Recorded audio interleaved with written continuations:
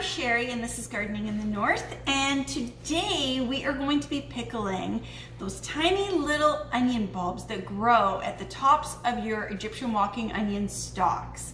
So if you've been wondering what to do with yours, this is a great video for you.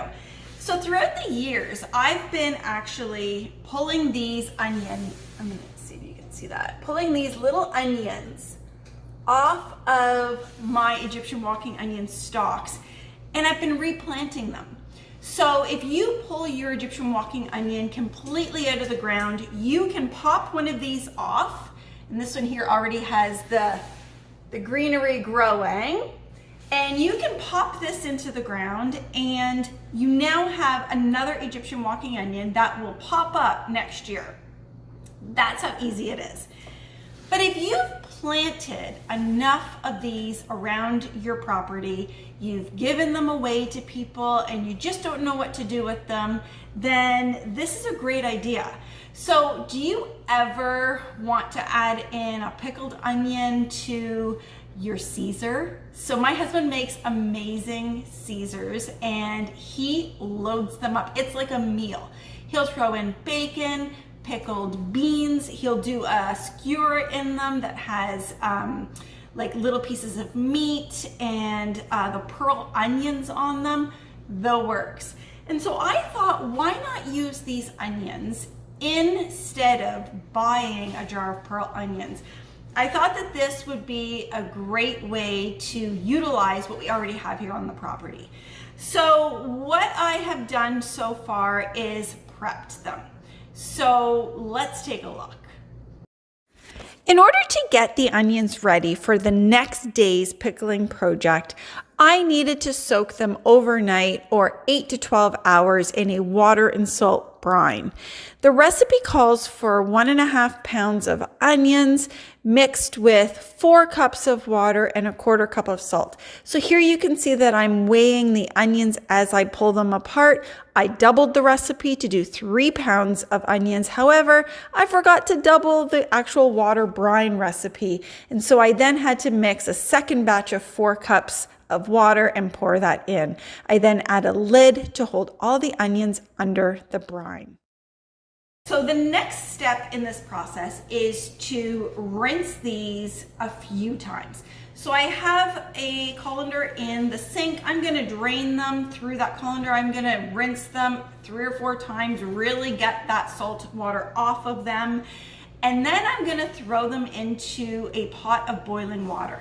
Now the reason that I'm going to do that is because you want your onion to be soft. You don't want to be crunching into a raw pickled onion because it's not going to be as tasty.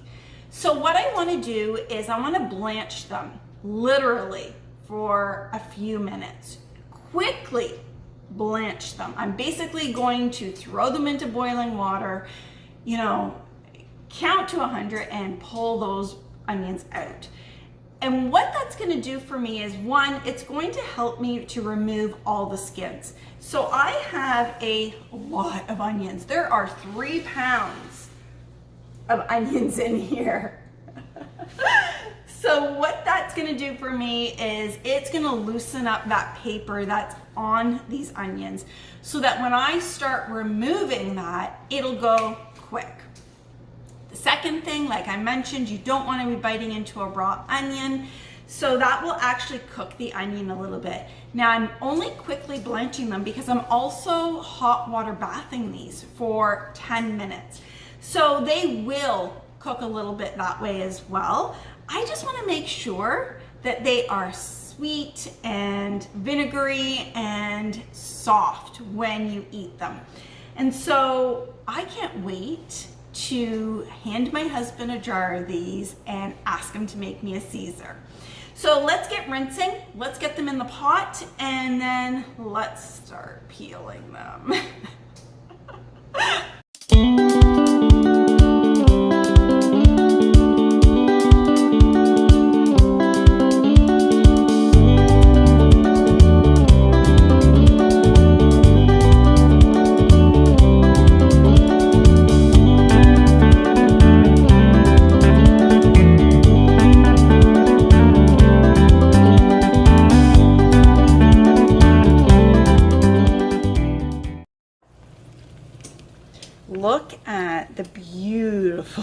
colors. Gorgeous.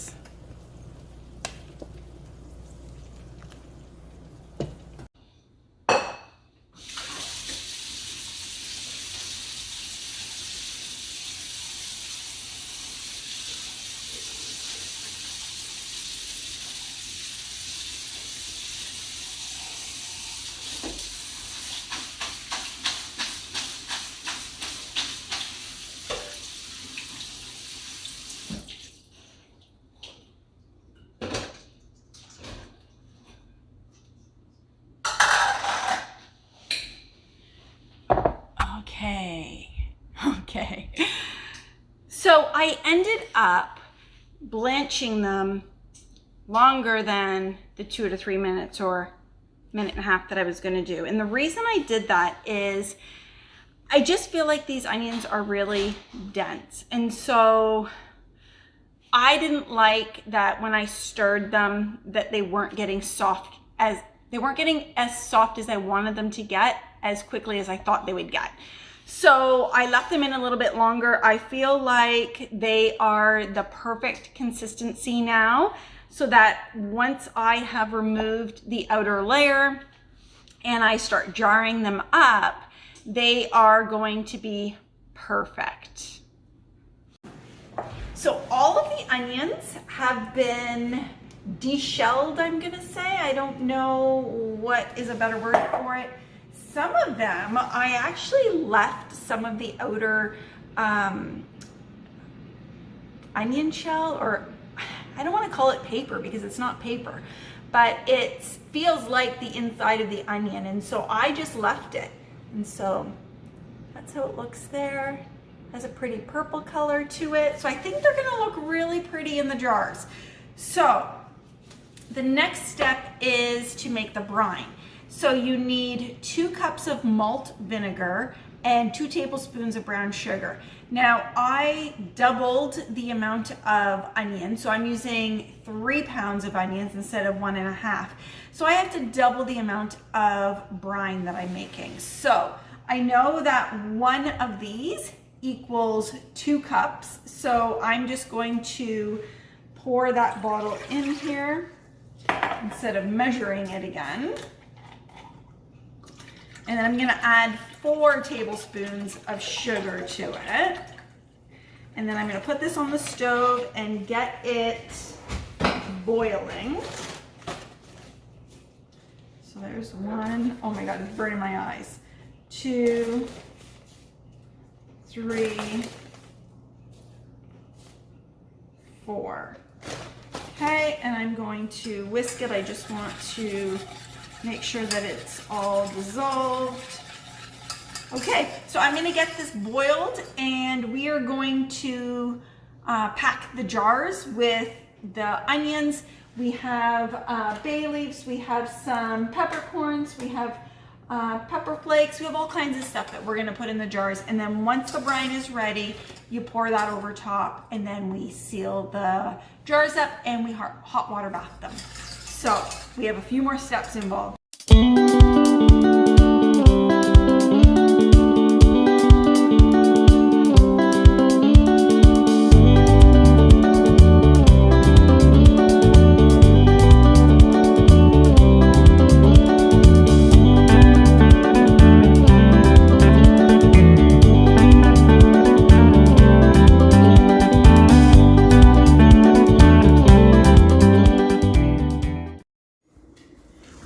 Filling the jars with the brine, I'm slowly looking at the other jars and realizing that there's probably 1 or 2 many onions in each jar, and that I'm thankful that I actually sterilized more jars that I can put the additional onions into. However, I will need more brine. Okay, next step, you want to wipe every single rim. You want to make sure that you haven't spilled anything on the rims. This is going to ensure that you have a proper seal. I mean, the last thing you want is to take all the time to can these onions or can anything and then to have the seal not take, because you didn't take literally 5 seconds on every jar. So I'm just gonna make sure everything's good. There we go. Okay, now I know some people are under the belief that you don't need to warm your lids up anymore, and that is totally fine. I prefer to do it. I've always done it like this. So I just feel comfortable doing it, and I'm going to continue doing it like this.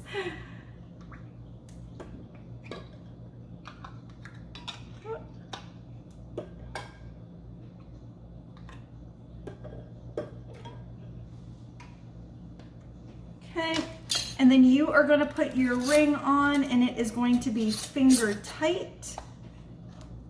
So you're not doing it super tight, you're just doing it so that it's finger tight for when you put it into the hot water bath.